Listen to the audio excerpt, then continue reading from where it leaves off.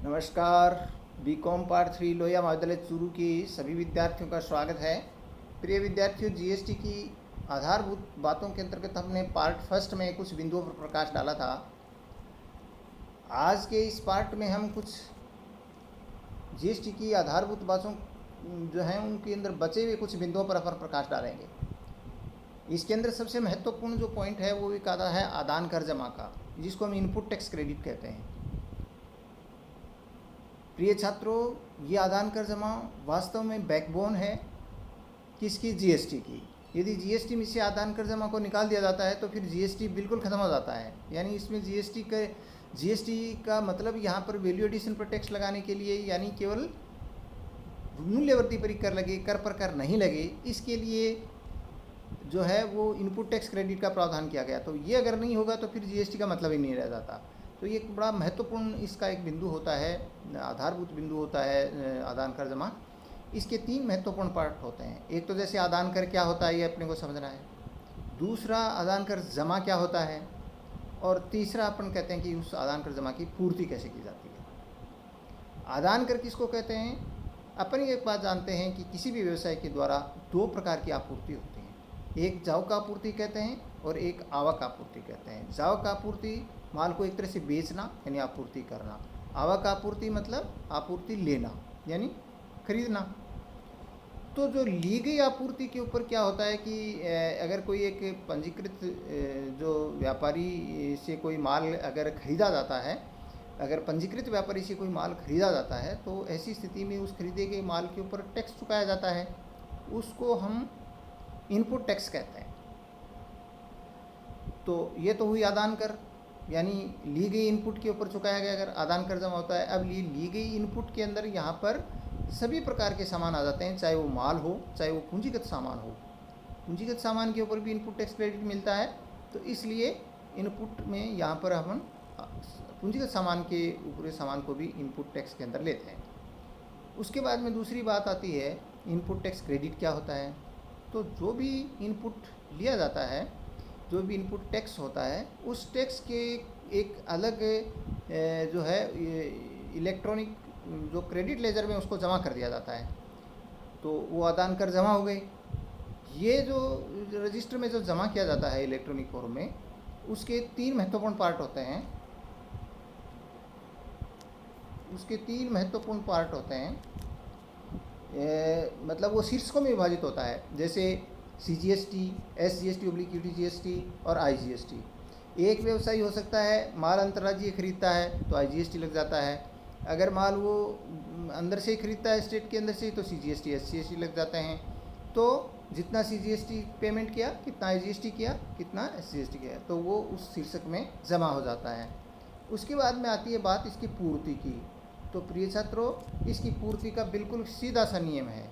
जैसे अपन ने बताया कि इनपुट टैक्स क्रेडिट अलग अलग शीर्षकों में जमा है, वैसे ही जब माल को बेचा जाता है या आपूर्ति की जाती है जावक आपूर्ति, तो उसके वो भी जो जावक आपूर्ति पर टैक्स वसूल किया जाता है।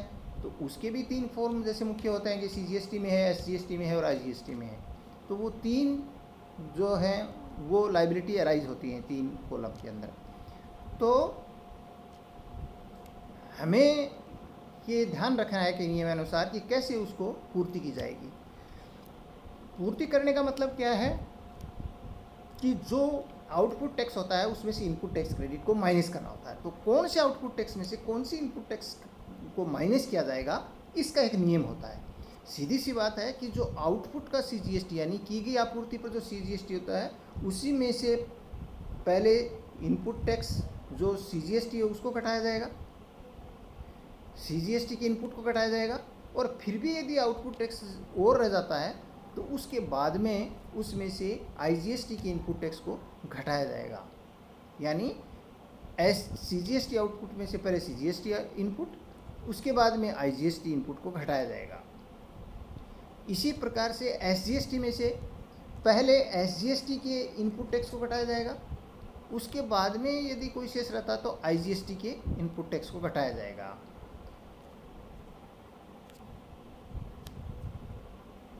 इसी प्रकार से CGST के बारे में अभी जैसे मैंने आपको बताया कि CGST से में पहले CGST का इनपुट टैक्स घटाया जाएगा, फिर IGST का इनपुट टैक्स घटाया जाएगा, तो उसके बाद में यदि शेष रहता है तो उसको SGST के इनपुट टैक्स को घटाया जाएगा। CGST के बारे में ध्यान रखना, पहले CGST में से CGST माइनस, फिर IGST माइनस, फिर अंत में अगर कोई शेष रहता है तो कभी किसी भी सूरत के अंदर है वो SGST को माइनस नहीं किया जाएगा। एक बार फिर से कन्फ्यूजन नहीं रहे, मैं आपको बता देता हूँ। CGST के आउटपुट टैक्स में से पहले CGST के आउटपुट टैक्स को घटाया जाएगा, इनपुट टैक्स को घटाया जाएगा, फिर भी यदि शेष रह जाता है तो IGST के इनपुट टैक्स को घटाया जाएगा। इसी तरीके से SGST के अंतर्गत पहले SGST के इनपुट टैक्स को घटाया जाएगा, फिर भी यदि कोई शेष रहता है तो IGST के इनपुट टैक्स को घटाया जाएगा। IGST के आउटपुट टैक्स में से पहले IGST का इनपुट टैक्स घटाया जाएगा, फिर भी शेष रहता है तो CGST का इनपुट टैक्स घटाया जाएगा। किसी भी सूरत में एक बात ध्यान रखना है कि CGST के आउटपुट टैक्स और SGST के इनपुट टैक्स या SGST के आउटपुट टैक्स और CGST के इनपुट टैक्स को आपस में कभी भी सेट ऑफ नहीं किया जा सकता। ये इम्पोर्टेंट बातें हैं जो कि इसको सेट ऑफ करने की होती हैं। सेट ऑफ करने का मतलब यहाँ से माइनस करने से है। तो सीधी सी बात है कि CGST IGST सेंटर के टैक्स होता है। तो IGST के बारे में एक ऐसा है कि IGST में से IGST पहले घटा दिया और CGST घटा दिया और फिर SGST भी आप घटा सकते हो। IGST सबके लिए ओपन है, लेकिन CGST SGST आपस में नहीं हो सकता। उसमें से केवल जो है वो IGST को आप जरूर कर सकते हो, लेकिन CGST SGST को आपस में नहीं कर सकते। तो ये आपको इसमें विस्तृत रूप से मैंने लिख भी दिया है, तो ये आप ध्यान से इसको पढ़ भी लेना। इसके बाद में आता है अगला कंपोजिशन स्कीम। इसका एक महत्वपूर्ण नियम है। CGST के अंतर्गत ये प्रावधान किया गया है कि यदि किसी एक ऐसा व्यवसायी है जिसकी सकल आपूर्ति माल की स्थिति में 1.5 करोड़ रुपए और सेवा की स्थिति में 50 लाख रुपए से अधिक नहीं है, ठीक है, तो ऐसा व्यक्ति निश्चित रूप से वो GST में पंजीकृत तो है, क्योंकि 20 लाख रुपए वाली या 40 लाख रुपए वाली लिमिट जैसे भी होगी वो पंजीकृत तो उसको कराना ज़रूरी हो गया अपना, तो GST में वो पंजीकृत है। लेकिन GST में पंजीकृत होते हुए भी वो नॉर्मल GST को अपनाए ज़रूरी नहीं है। तो वो क्या करता है, वो हो सकता है कंपोजिशन योजना ले ले, जिसको हम सम्मिश्रण योजना कहते हैं। इस योजना के अंतर्गत तभी लिया जा सकता है जबकि उसकी 1.5 करोड़ रुपये माल की स्थिति में और सेवा की स्थिति में उसकी 50 लाख रुपये तक की आपूर्ति हो। तो वो क्या करेगा, वो जब अपना माल किसी को बेचेगा या आपूर्ति करेगा तो वो नॉर्मल GST का बिल नहीं काटेगा, वो नॉर्मल GST का बिल नहीं काटेगा, बल्कि वो एक तरह से जो है वो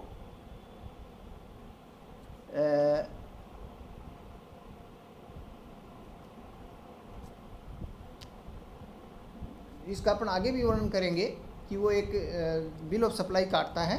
बिल जो उसका काटा जाता है वो नॉर्मल GST का बिल नहीं काटा जाता। इसलिए वो क्या करता है, आप देखेंगे उसके बिल को, अगर किसी आप मॉल में जाते हैं और अगर वो कंपोजिशन योजना का विक्रेता है तो उसके बिल के अंदर आपको GST नहीं मिलेगा। कौन सा GST नहीं मिलेगा, CGST और SGST नहीं मिलेगी। यद्यपि वो कहीं भी GST का नाम ही नहीं मिलेगा उसके अंदर, और फिर भी क्या होता है कि वो जब बेचता है माल तो उसके ऊपर वो टैक्स होता है। वो टैक्स वो कंज्यूमर यानी ग्राहक से नहीं ले सकता, जबकि GST के अंतर्गत क्या होता है कि वो ग्राहक से लेता है और बाकायदा बिल में लिखता है। ये बहुत बड़ा बेसिक फ़र्क होता है। तो वो क्या करेगा कि उस जितनी भी टर्नओवर होगी या सप्लाई का वैल्यू होगी उसके ऊपर वो अपनी पॉकेट से जमा कराता है सरकार के खजाने में, और वो एक छोटी निम्न दर से कराता है। जैसे मान लीजिए 5% का अगर माल है 5% वाला GST का, तो वो एक छोटी दर से यानी लगभग 1 या 2%, 0.5 से लेकर के 5% तक हो सकती है वो दर। तो उस एक निम्न दर से वो टैक्स है वो अपनी पॉकेट से ही जमा कराता है, और वो किसी भी स्थिति में जो है वो इनपुट टैक्स क्रेडिट का फ़ायदा नहीं ले सकता, क्योंकि जब वो GST का बिल ही नहीं काटता, GST की नॉर्मल स्कीम उसने नहीं अपना रखी है, तो फिर उसको इनपुट टैक्स क्रेडिट का लाभ भी नहीं मिलेगा, यानी वो माइनस नहीं कर सकता, और वो जितना भी होता है एक निम्न दर से कर है वो सरकार के खजाने में जमा करा देता है। और ऐसी स्थिति में उसके जो बिल ऑफ सप्लाई जो लिखता है वो सप्लाई का बिल का, उसके ऊपर जो है वो किसी भी स्थिति में टैक्स का कोई भी वर्णन नहीं कर सकता और ग्राहक से टैक्स नहीं ले सकता। तो ये बात इसमें है। दूसरा एक महत्वपूर्ण इसमें प्रावधान किया गया है विपरीत भार तंत्र का, यानी रिवर्स चार्ज मैकेनिज्म। RCM जिसको बोलते हैं। बहुत इम्पोर्टेंट इसकी एक आस्पेक्ट है इसकी आधारभूत बात के अंतर्गत। होता क्या है नॉर्मली, जब कोई एक पंजीकृत विक्रेता माल बेचता है तब तो कोई बात नहीं होती, लेकिन यदि मान लीजिए किसी पंजीकृत व्यापारी ने, व्यवसायी ने किसी अपंजीकृत व्यवसायी से माल खरीदा, नंबर 1। दूसरा, चाहे कि उसने पंजीकृत व्यवसाय से माल खरीदा लेकिन वो कंपोजिशन योजना के विक्रेता से खरीदा, इसका मतलब क्या हो गया, अगर अपंजीकृत से माल खरीदा तो भी उसको नॉर्मल जीएसटी का बिल नहीं मिला, उसने कंपोजिशन से खरीदा तो भी उसको नॉर्मल जीएसटी का बिल नहीं मिला। तो ऐसी स्थिति में उसके पास में जो माल आया उस माल में जीएसटी लग करके नहीं आया। अब वो मान लीजिए रजिस्टर्ड है, पंजीकृत विक्रेता है, और वो आगे जो है वो आगे नॉर्मल जीएसटी का बिल काटेगा वो जब माल को बेचेगा तब। तो ये जो चैन है जीएसटी की वो आगे चलती रहे, इसलिए इसमें एक उल्टा काम होता है। नॉर्मली क्या होता है कि जब जीएसटी के अंतर्गत पंजीकृत व्यक्ति जब जीएसटी के हिसाब से माल को बेचता है तो जो पैसा है वो आउटपुट टैक्स जो वसूल करता है ग्राहक से, वो सरकार के खजाने में जमा कराता है, एक निर्धारित प्रक्रिया के अंतर्गत जमा का लाभ देते हुए। लेकिन यहाँ पर क्या होगा, यहाँ पर ये होगा कि जब माल वो अपंजीकृत से खरीद रहा है, माल अपंजीकृत से खरीद रहा है, कंपोजिशन योजना से वाले से खरीद रहा है, तो उसके पास तो इनपुट टैक्स क्रेडिट था ही नहीं, क्योंकि वो उसने जब खरीदा तो ऐसे व्यक्ति से खरीदा जो जीएसटी का बिल जारी नहीं कर सकते, तो उसने बिना जीएसटी चुकाए माल खरीदा। हालांकि वो जीएसटी चुका रहा है, वो जो जीएसटी है वो कौन चुका रहा है, उसकी वो कम दर से विक्रेता चुका रहा है उसका, लेकिन खरीदने वाले ने कोई जीएसटी नहीं चुकाया। इसलिए वो क्या करता है कि एक जिसको रिवर्स यानी उल्टा काम करने का मतलब, खरीदने वाले व्यक्ति के द्वारा सरकार के खजाने में जीएसटी चुकाया जाता है, जबकि वहाँ होता क्या है, बेचने वाले व्यक्ति के द्वारा सरकार के खजाने में जमा कराया जाता है। अब वो क्या करेगा, जब खरीदेगा तब भी जीएसटी चुकाएगा और बेचेगा तब भी चुकाएगा, क्योंकि बेचेगा तब तो वो करेक्ट करके चुकाएगा और खरीदेगा तब अपनी जेब से जमा कराएगा। तो वो क्या करता है कि उसी तरीके से एक जीएसटी का अलग से फॉर्म भर के और चालान भर के और इनपुट टैक्स का वो जमा कराएगा, यानी खरीदे गए माल पर जितना जीएसटी बनता है उतना वो खुद जमा कराता है सरकारी खजाने में, तो उसकी एक क्रेडिट डेवलप हो जाती है।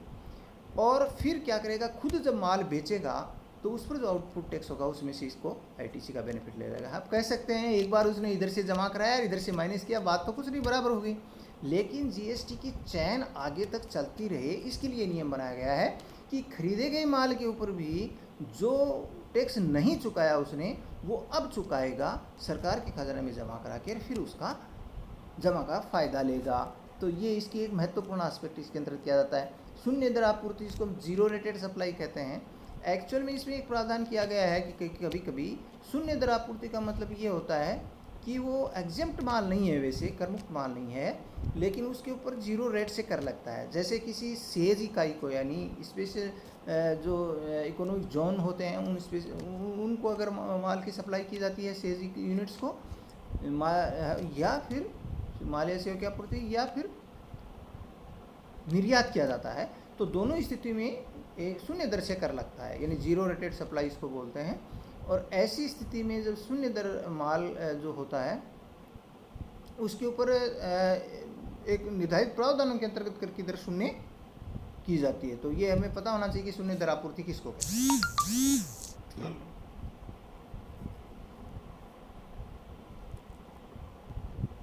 एक आता है आदान कर जमा, आईटीसी की वापसी यानी रिफंड कब किया जाता है। वही सीधी सी बात है कि जितनी उसकी किसी व्यक्ति की अगर लाइबिलिटी जो है वो कम बनती है और उसकी जमा ज़्यादा होती है, तो ऐसी स्थिति में क्या होगा, रिफंड बनेगा।